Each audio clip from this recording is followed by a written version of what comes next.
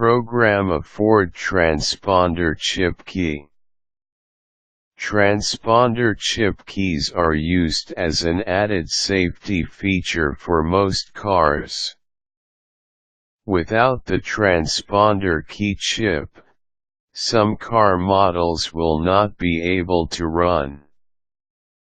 When you buy a car, one of the options is to get the transponder key chip programmed for you. This is quite easy, but is also very expensive since car shops will charge you hundreds of dollars for the service.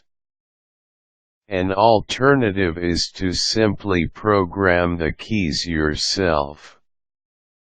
Here's how. Finding the chip key.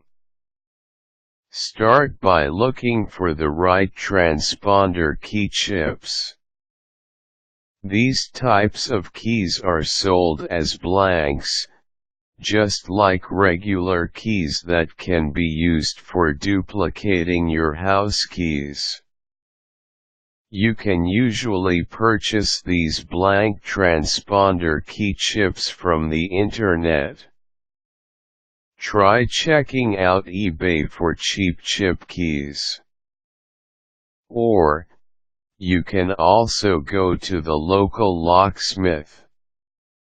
Sometimes, even locksmiths have copies of transponder chip keys that you can later on use to program your own keys. You should avoid purchasing the chip keys from the local car shop, because they usually sell the chip keys at a very high rate. Cutting the key.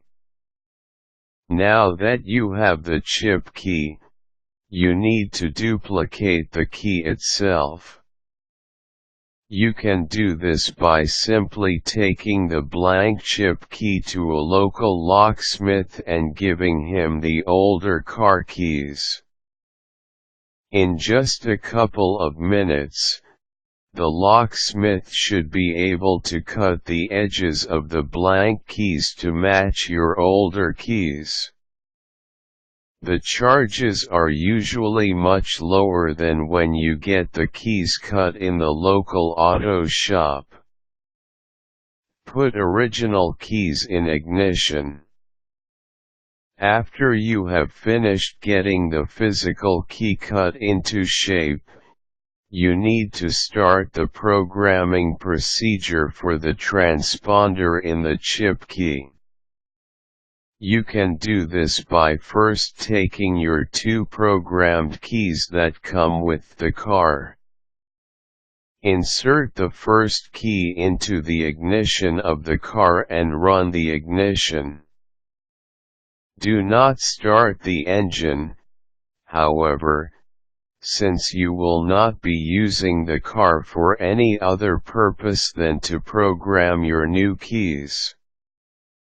After the car has gone into run mode, you can insert the other key as long as the security light has already stopped flashing. Add the other key and then wait for the security light to stop blinking. After it has stopped blinking, you can then remove the second programmed key. Add the final key. Now, all you need to do is to place your blank transponder chip key into the slot. Once you do this, the car will automatically program the key for you. Again, just put the key in and put the car in run ignition mode without starting up the engine. After a couple of seconds, the security light will stop blinking, and your key will have already been programmed. Make sure that you check the programmed transponder chip key before going out and using it on your car.